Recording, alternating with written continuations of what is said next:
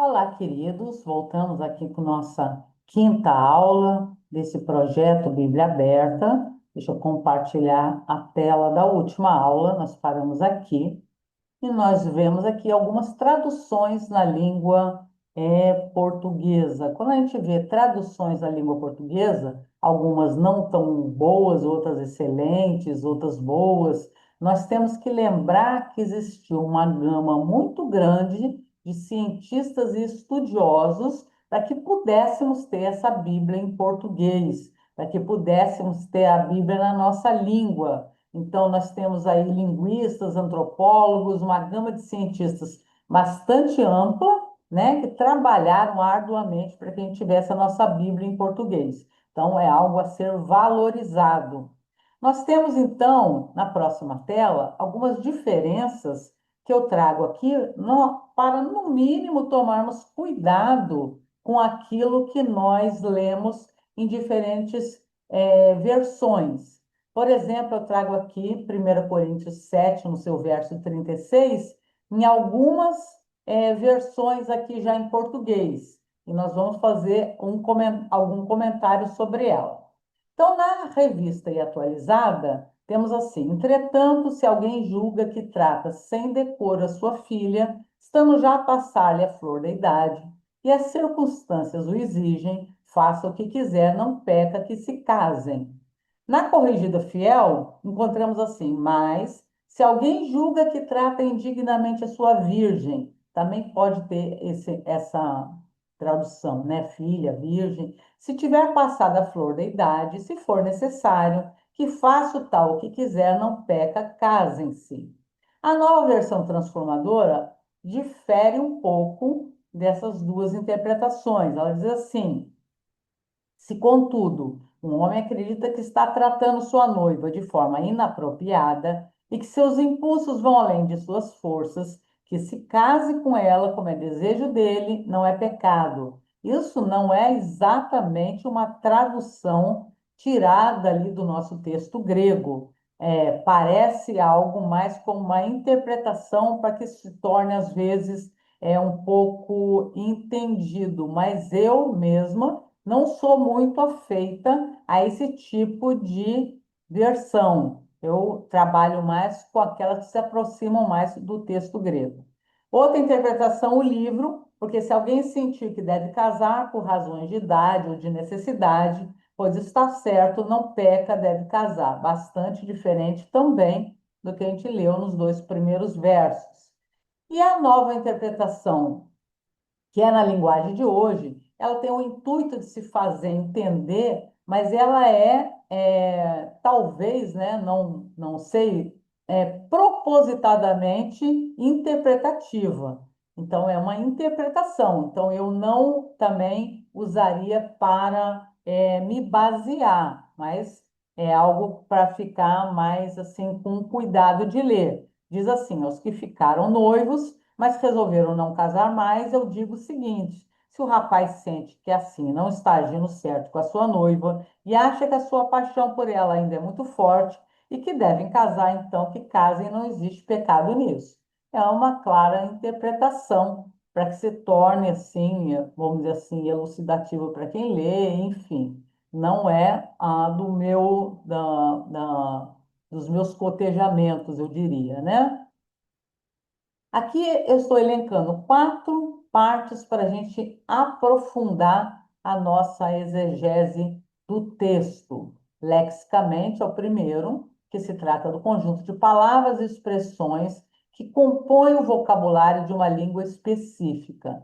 É conhecer a etimologia das palavras, com o uso dos dicionários, também dicionários em português, obviamente, mas tem ótimos dicionários em grandes livrarias, também ótimos léxicos, verificando o significado da palavra diante de diferentes períodos da língua grega e nos diferentes autores do período de escrita. Obviamente que uma palavra escrita em grega no Antigo Testamento tem séculos de distância de uma palavra também em grego utilizada no Novo Testamento. Então, tem que se atentar para as diferenças dos períodos da língua. Dois, interpretar contextualmente.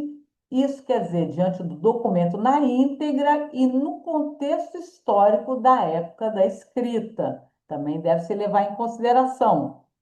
Interpretar de acordo com a escritura, ou seja, nada do que está lá será contestado por outro autor canônico.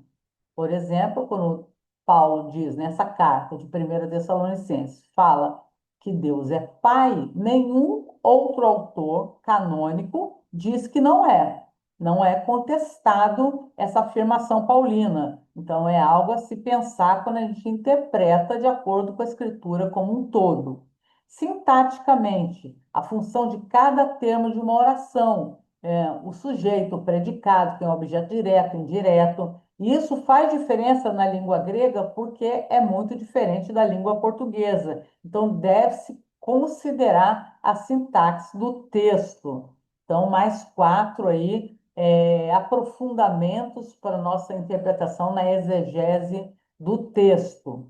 E aqui a gente entra nos primeiros 6 versos de 1 Tessalonicenses, no capítulo 2, que Paulo já está falando algo mais a respeito do procedimento dele quando ele estava junto dos de Tessalônica e tudo que gerou através daí. Então, no verso 1 ele diz lá, porque vós, irmãos, olha, ele retoma aqui o texto irmão, o termo irmãos, que já vimos na outra aula, é bastante importante, porque ele considera irmãos agora os da fé, os conversos, os novos conversos ao cristianismo. Sabeis, aquela palavra que Paulo está repetindo sempre no texto, porque ele chama sempre a atenção deles que eles já tiveram com ele, ó, pessoalmente. Sabeis, pessoalmente, que a nossa estada entre vós não se tornou infrutífera. Aqui no grego a palavra não se tornou vazia ou em vão. Então, existe realmente um colher de frutos diante dessa estada física que Paulo teve junto aos de Tessalônica no período anterior à escrita dessa carta. Verso 2: apesar de maltratados e ultrajados em Filipos, ele está falando de algo que ele passou quando ele estava na cidade de Filipos, como é do vosso conhecimento, ou seja, ele deve ter feito alguma observação com relação ao que ele passou em Filipos, quando ele estava pessoalmente com os de Tessalônica. Nós temos aí 2 pistas do que pode ser esse maltratados e ultrajados que ele fala. A primeira delas está em Filipenses 3:2, você pode ler lá, que ele faz adjetivos, né, ruins em relação a maus obreiros, a outras palavras que ele traz lá de maneira que ele se refere a algo que não foi agradável. E também podemos pensar em Atos 16, quando ele está passando por essa região, em que ele encontra uma jovem que é possessa de demônio do tipo adivinhador, né?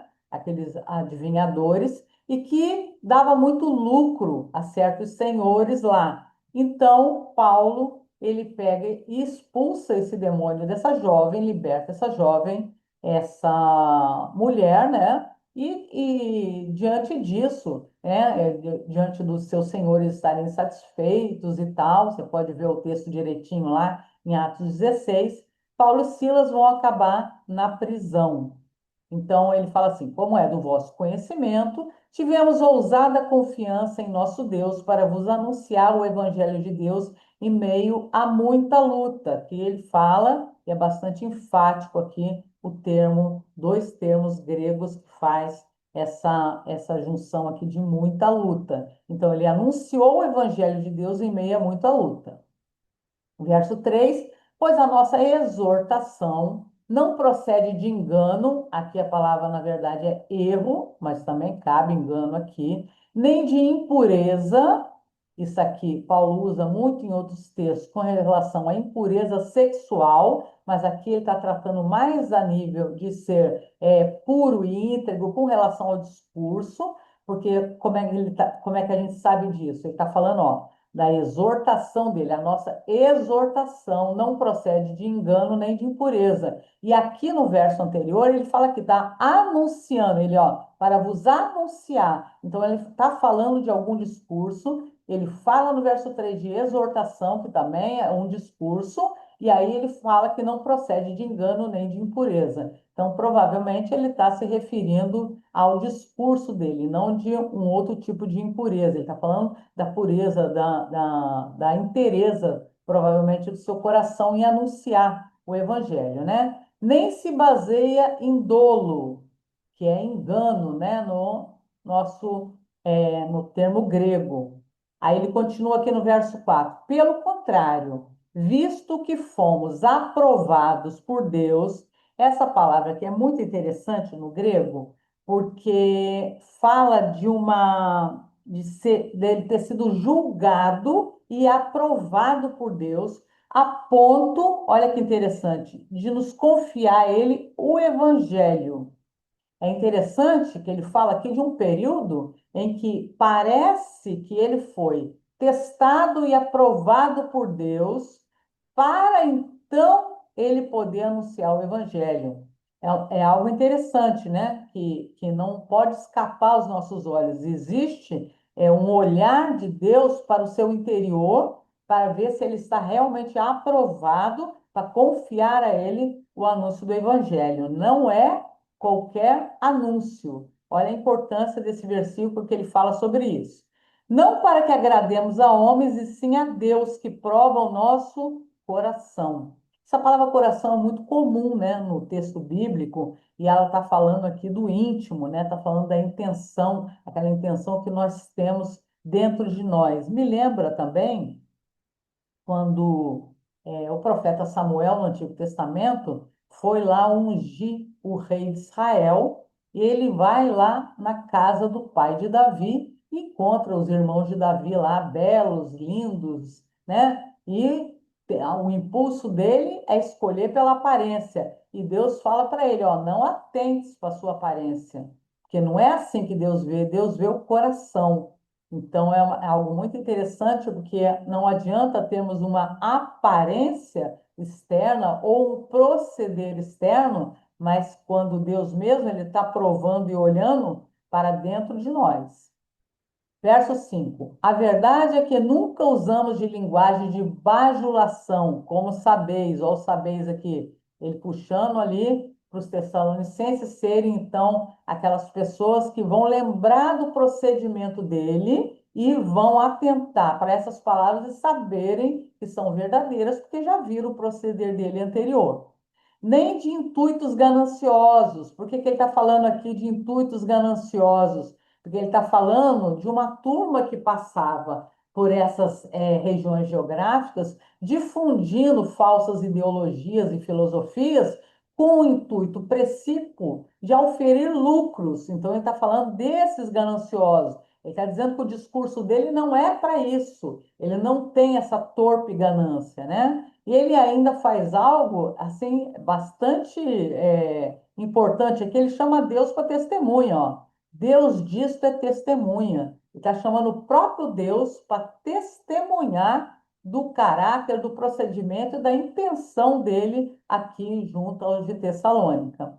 E o último verso desse trechinho fala também: jamais andamos buscando glória de homens, nem de vós, nem de outros. Então é uma coisa interessante aqui que muitos buscavam naquela época, né? Ou oferir lucros com discursos gananciosos e muitas vezes querendo se aproveitar das pessoas e também com vários intuitos de ter a glória de homens. Não é o objetivo paulino e ele deixa claro. Então, nota quantas coisas nesses 6 versos que ele passa e também usando o próprio exemplo dele para que as pessoas vão proceder da mesma maneira, imitá-lo nessa situação toda da sua inteireza de coração e de tudo que ele relata aqui nesses 6 primeiros versos do capítulo 2. Então, vamos ficar por aqui hoje. Agradeço, então, a toda a atenção. Compartilha aí se você gostou do vídeo e até, então, a próxima, se Deus quiser.